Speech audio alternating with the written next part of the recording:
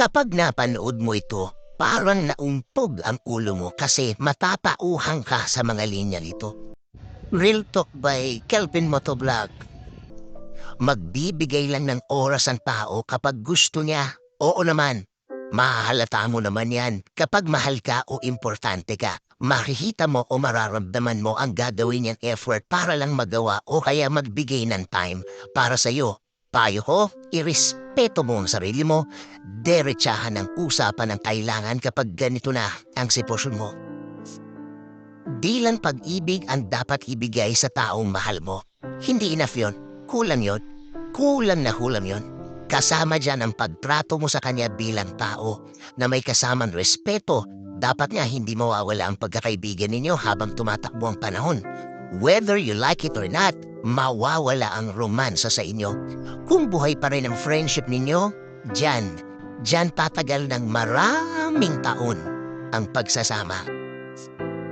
Ang luha at away ay hindi bahagi ng pag-ibig.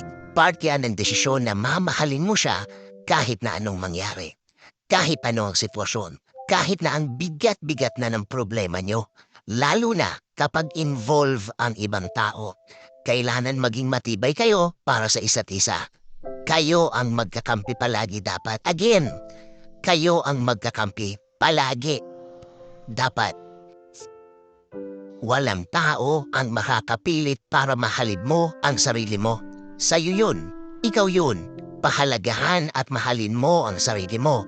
Pakitaan mo ng pagpapahalaga ang sarili. Pakitaan mo ng pagmamahal ang sarili bago ka magmahal at magpahalaga ng ibang tao. Again, walang tao na makakapilit na mahalin mo ang sarili mo.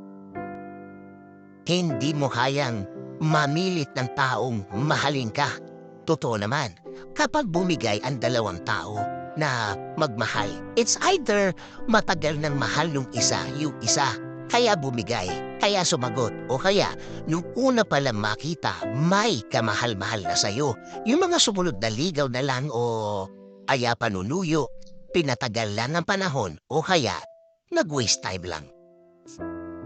Pag-ibig ang sagot sa tanong ng pag-ibig. Malalim, pero sana magets mo. Di ba kapag nagmahal, para mas maraming pagmamahal, gumawa ng mga bagay na magdadagdag ng pagmamahal. Mga dahilan para mas mahalin ka ng taong mahal mo. Kumbaga, dagdagan mo lang ang nararamdaman mo o niyang pag-ibig. Tapos, yun na. Dadami na yan, lalago na yan. Kapag iniiyakan mo pa, may pag-ibig o pagmamahal pa. Kaway-kaway ang mga ipokrito at ipokrita. Totoo ito.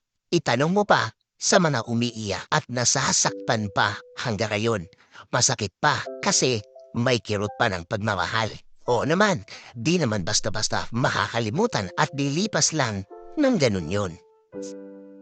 Huwag kang mamilit para ibigay ang respeto at pagmamahal. Mapait yan kahit na anong panahon, kahit na anong sitwasyon.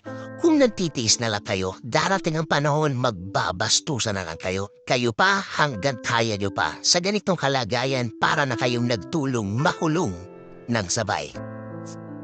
Para gumaling ang sugat, lumayo ka sa taong naging dahilan ng sakit at sugat na yan. Kapag hopeless na, kapag wala nang magagawa, matagal ka nang nagtitiis at ginawa mo na onyo ang lahat. Mag-usap na, usapan ng dalawang taong matured as mga respetadong tao. Kapag pinatagal pa yan, baka magkasakitan pa kayo ng parehas niyong pagsisisihan. Sabi nga sa 1 Corinthians 13:13, "Three things will last forever: faith, hope, and love. And the greatest of this is love." Salamat sa pagpuminaw. Ay si mugot-mugot o pilak-kilak na puspusat at tubor.